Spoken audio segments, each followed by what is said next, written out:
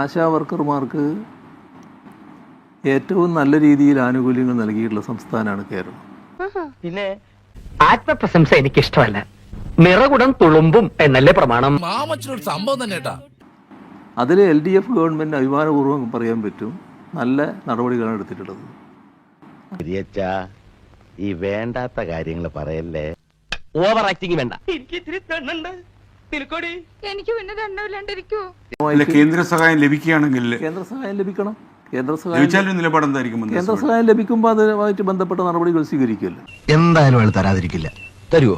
അയാളെ കണ്ടാൽ അറിഞ്ഞൂടെ നല്ല മനുഷ്യനാണെന്ന്. അപ്പോൾ കേന്ദ്രത്തിൽ നിന്ന് ആവശ്യമായ സഹായം ലഭിക്കുക എന്നുള്ളത് വളരെ പ്രധാനമാണ്. എന്നാലും ഇതൊരു കടുങ്കൈ തന്നെ. ആയിരക്കണക്കിന് മനുഷ്യരുടെ ജീവനല്ലേ ഇവരിട്ട് പന്താടുന്നത്. ഇപ്പോഴും അതിലൊരു വ്യക്തത കേന്ദ്ര ഗവൺമെന്റിന്റെ ഭാഗത്ത് നിന്ന് വന്നിട്ടില്ല. തമാശ പറയാതെ പണിക്കരെ. ഭഗവാനെ, ഇതെന്തൊരു ലോകം, എന്തൊരു നുണ. അവർ കൊടുക്കാനുള്ളത് എല്ലാം കൊടുത്തു എന്ന് ആരോഗ്യമന്ത്രി പറഞ്ഞു. അത് ശരിയല്ല എന്ന് പിന്നെ പറഞ്ഞല്ലോ. ഇവിടുത്തെ കണക്കുകൾ വ്യക്തമാക്കിയല്ലോ. എന്റെ മനസ്സിൽ വേണ്ടാത്ത ഒരൊറ്റ ദുരിതാശങ്ങളും ഇല്ല. ഫ്രോഡായിട്ട് നടന്നാ പോരാ, പണി പഠിക്കണം.